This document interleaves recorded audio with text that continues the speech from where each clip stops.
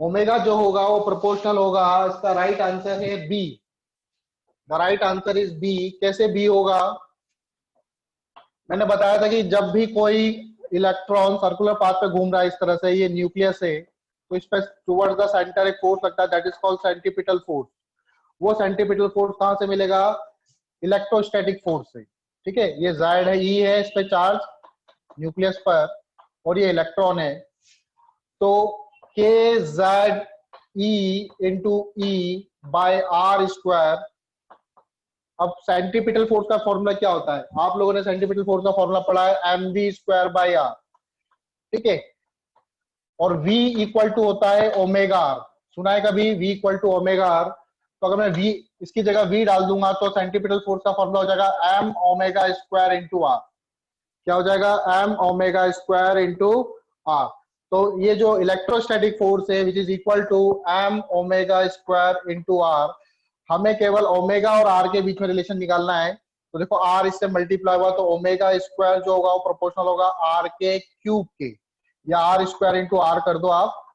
तो omega square को जब मैं ओमेगा में कन्वर्ट करूंगा तो ओमेगा प्रोपोर्शनल हो जाएगा 1/√r√r।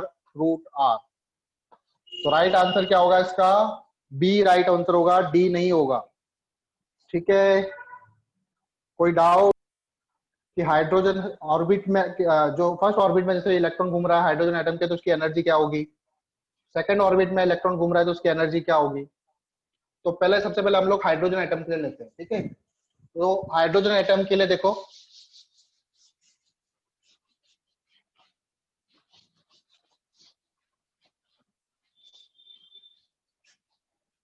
टॉपिक लिखना चाहो तो लिख दो, energy of electron in orbit. ठीक है, तो मैंने सबसे पहले लिया यहाँ पे एक तरफ लिया हाइड्रोजन एटम। तो हाइड्रोजन एटम के लिए मुझे पता है Z कितना होता है हाइड्रोजन एटम के लिए? Z1 होता है। तो ठीक है, मान लो ये आपका फर्स्ट ऑर्बिट है, इसके लिए n इक्वल टू 1 है। यहाँ पे लिखो आप, n इक्वल टू 1 है। फिर सेकंड ऑर्बिट है, इसके लिए n इक्वल टू 2 है। ये थर्ड ऑर्बिट है, इसके लिए n इक्वल टू 3 है। फोर्थ ऑर्बिट है, n इक्वल टू 4 है। ठीक है, फिर डैश डैश जैसे इनफाइनाइट तक। ठीक है, हम फर्स्ट सेकंड थर्ड फोर्थ की निकालते हैं एनर्जी। तो मुझे पता है कि जो एनर्जी होती है ई ऑर्बिट पे, उसका मैंने जनरल फॉर्मूला बताया था आपको, -13.6 into Z square by n square. ठीक है, तो हाइड्रोजन आइटम है तो फर्स्ट ऑर्बिट के लिए देखो जेड की वैल्यू तो 1 होगी, 1 का स्क्वायर डिवाइडेड बाय 1। ये आंसर किसमें आता है? ये आंसर आता है इलेक्ट्रॉन वोल्ट में। तो फर्स्ट ऑर्बिट की एनर्जी कितनी होगी? फर्स्ट ऑर्बिट की एनर्जी होगी -13.6 इलेक्ट्रॉन वोल्ट। ठीक है, फिर सेकंड ऑर्बिट की एनर्जी क्या होगी? z इक्वल टू 1 है, n की वैल्यू अब क्या हो जाएगी? 2 हो जाएगी। 2 2 जा 4, 4 से डिवाइड करो इसको, 4 से डिवाइड करोगे कितना आएगा? 4 3 जा 12, -4 3 जा 12, फिर बचेगा 3.41 -3.4 इलेक्ट्रॉन वोल्ट। कितना आएगा? हाँ, चंद्रास माइक बंद कर दो।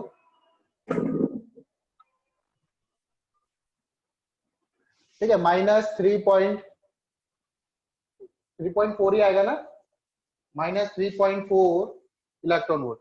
फिर थर्ड ऑर्बिट की एनर्जी निकालूंगा। थर्ड ऑर्बिट की एनर्जी क्या होगी? आप डायरेक्टली लिख दो -13.6, फिर आ जाएगा n की वैल्यू 3 3 3 9। ठीक है, ऐसे ही करेंगे। फिर अगला वाला आएगा -13.6 इंटू 4 4 16 इलेक्ट्रॉन वोल्ट। इस तरह से आपको जो भी एनर्जी ऑर्बिट की पूछी आप उसकी एनर्जी निकाल सकते हो। ठीक, अब जैसे हाइड्रोजन की निकाले, अगर मैं हीलियम प्लस की पूछता तो आप लोग निकाल लेते क्या? मान लो मैं ले लेता helium plus atom, He plus atom ले लेता, तो इसके लिए Z की वैल्यू क्या है? इसके लिए Z की वैल्यू 2 है। Again first orbit, second orbit, third orbit, fourth, फिर डैश डैश डैश इनफाइनाइट तक। ठीक है, n equal to 1, n equal to 2, n equal to 3, n equal to 4। तो एनर्जी का फॉर्मूला अगेन है, एनर्जी का formula E n equal to -13.6 Z square by n square. तो कितना आता, देखो फर्स्ट ऑर्बिट में क्या एनर्जी आती, z की वैल्यू कितनी होती, इस वाले ऑर्बिट की एनर्जी क्या होती, इसकी एनर्जी होती है -13.6, z की वैल्यू 2 का स्क्वायर बाय 1। यही करते हैं आप लोग इलेक्ट्रॉन वोल्ट, -13.6 इंटू 2 का स्क्वायर, इलेक्ट्रॉन वोल्ट 4 आ जाता है, ठीक है। फिर सेकंड वाले ऑर्बिट की क्या एनर्जी होती है, -13.6 इंटू अगेन 2 का स्क्वायर, और नीचे भी क्या आता 2 का स्क्वायर, यही आता इलेक्ट्रॉन वोल्ट। तो सेकंड वाले ऑर्बिट की एनर्जी क्या होती है, -13.6, आप लोगों को दिख रहा है ना। फिर अगले वाले ऑर्बिट की, थर्ड ऑर्बिट की क्या होती है, -13.6, ऊपर आता अगेन 2 का स्क्वायर, और नीचे आता है 3 3 जा 9, या फिर 3 का स्क्वायर कर दो डायरेक्टली। और फिर फोर्थ ऑर्बिट की एनर्जी क्या होती है, -13.6 इंटू 2 का स्क्वायर डिवाइडेड बाय 4 का स्क्वायर। इस तरह से हमको जो भी ऑर्बिट पूछा है हम उसकी एनर्जी को इजीली निकाल सकते हैं, ठीक है, by using this formula, energy of orbit -13.6 into Z square by n square, ये आता है आंसर इलेक्ट्रॉन वोल्ट में। यहां तक क्लियर है सबको, कोई doubt?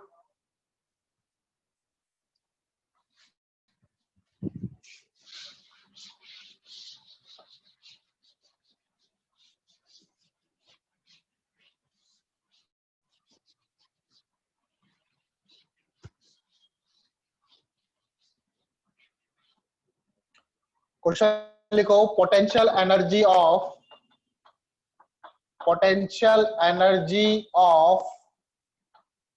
First orbit of hydrogen atom, first orbit of hydrogen atom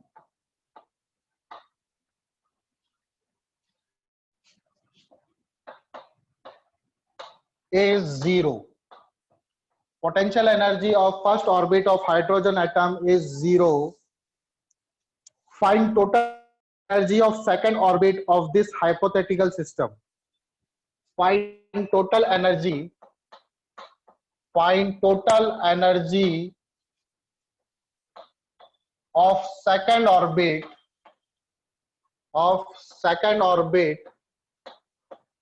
of this hypothetical system, ठीक है। हाइपोथेटिकल मतलब ये प्रैक्टिकली पॉसिबल नहीं है, ठीक है, ऐसा माना गया है। तो इस हाइपोथेटिकल सिस्टम में जो सेकंड ऑर्बिट होगा उसकी एनर्जी क्या होगी, ये आपको फाइंड करना है। आपके ऑप्शन है 3.4 इलेक्ट्रॉन वोल्ट, पॉजिटिव में गिवन है, देखो 3.4 इलेक्ट्रॉन वोल्ट। बी ऑप्शन आपको गिवन है 23.8 electron volt, sorry B option ले लो 13.6 इलेक्ट्रॉन वोल्ट। सी ऑप्शन ले लो 13.8 इलेक्ट्रॉन वोल्ट। डी ऑप्शन ले लो 23.8 electron volt, sorry 23.8 plus 3.4, 23.8 plus 3.4 electron volt.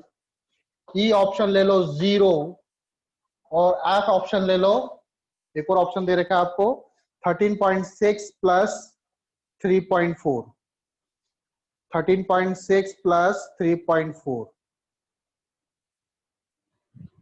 13.6 plus 3.4, ठीक है। सॉल्व करो इसको सॉल्व करो और आंसर चैट में भेजो। ऑप्शन है आपका 3.4, ए सॉरी 3.4, बी 13.6, सी आपका बेटा 23 है, यहाँ पे 3 सॉरी 13 नहीं है 23 है, 23.8, अगला वाला 23.8 प्लस 3.4, ये आपका 0 और आपका 13.6 इंटू 3.4। तो हाइड्रोजन टाइप एटम के लिए हम लोगों ने पढ़ा था, हाइड्रोजन एटम के लिए दो ऑर्बिट पूछा, फर्स्ट और सेकंड, तो चलो दो ही ऑर्बिट लेते हैं। पहले वाले ऑर्बिट में ई जो होता है वो कितना होता है -13.6 into Z square by n square, यही था हमारा जनरल फॉर्मूला। जेड की वैल्यू 1, एन की वैल्यू 1, अगर n equal to first orbit के लिए पूछ रहा हूँ, n equal to second orbit के लिए। तो देखो इस फर्स्ट ऑर्बिट के लिए इसकी एनर्जी कितनी हो जाएगी अकॉर्डिंग टू फॉर्मूला, ये होना चाहिए -13.6। लेकिन ये क्या बोल रहा है, potential energy of first orbit of hydrogen atom. तो फर्स्ट ऑर्बिट जो है हाइड्रोजन एटम की, उसकी पोटेंशियल एनर्जी जो है वो 0 है। ठीक है, तो पोटेंशियल एनर्जी क्या होती है, तो टोटल एनर्जी होती है वो सम होती है potential energy plus kinetic energy के। तो मैंने आपको एक रिलेशन भी लिखवाया था कि जो टोटल एनर्जी होती है वो माइनस ऑफ काइनेटिक एनर्जी होती है और पोटेंशियल एनर्जी का हाफ होती है। ठीक है, तो जैसे इसकी टोटल एनर्जी कितनी है, -13.6 आना चाहिए। तो अगर मैं टोटल एनर्जी इसकी निकालू, ये इसने बोला है ये 0 लो आप पोटेंशियल एनर्जी, तो काइनेटिक एनर्जी कितनी होगी अकॉर्डिंग टू हमारे, इसकी काइनेटिक एनर्जी होनी चाहिए कितनी 13.6 पॉजिटिव में। तो फर्स्ट ऑर्बिट की एनर्जी क्या होगी 13.6 इंटू इलेक्ट्रॉन वोल्ट, क्योंकि इसकी पोटेंशियल एनर्जी क्या हो गई 0 हो गई। अगर मान लो ये ऐसा नहीं बोलता कि पोटेंशियल एनर्जी 0 नहीं है, तो यू कितना लेते हैं हम लोग, तब यू आप लेते हैं -27.2, इसका डबल 13.6 का डबल होता है -27.2। लेकिन ये एनर्जी को क्या कर दिया उन्होंने 0 कर दिया। तो अब टोटल एनर्जी कितनी बची 13.6 इलेक्ट्रॉन वोल्ट। तो फर्स्ट ऑर्बिट की एनर्जी कितनी है 13.6। तो फर्स्ट एनर्जी और सेकंड एनर्जी की ऑर्बिट के बीच में कितना डिफरेंस होता है, फर्स्ट ऑर्बिट और सेकंड ऑर्बिट के बीच में कितना डिफरेंस होता है। तो देखो पहले मैं सपोज कर लेता हूं, इसको अभी बाद में 0 करेंगे हम लोग। इसकी एनर्जी अभी है 13.6 और इसकी एनर्जी कितनी आई थी, शायद -3.4 आई थी। कितनी आई थी 3.4 आई थी। तो दोनों के बीच में जो एनर्जी डिफरेंस है वो कितना है, तो -13.4 में से 13.6 करोगे आप तो एनर्जी डिफरेंस आ जाएगा कितना आएगा, देखो 6 में से 4 गए 2 और 3 में से गए तो 10.2, कितना एनर्जी डिफरेंस है 10.2 इलेक्ट्रॉन वोल्ट। ये तो एक्चुअल में होता है। लेकिन अब क्या हो रहा है, अब अगर मैं इसकी पोटेंशियल एनर्जी को for new hypothetical system, for new hypothetical system,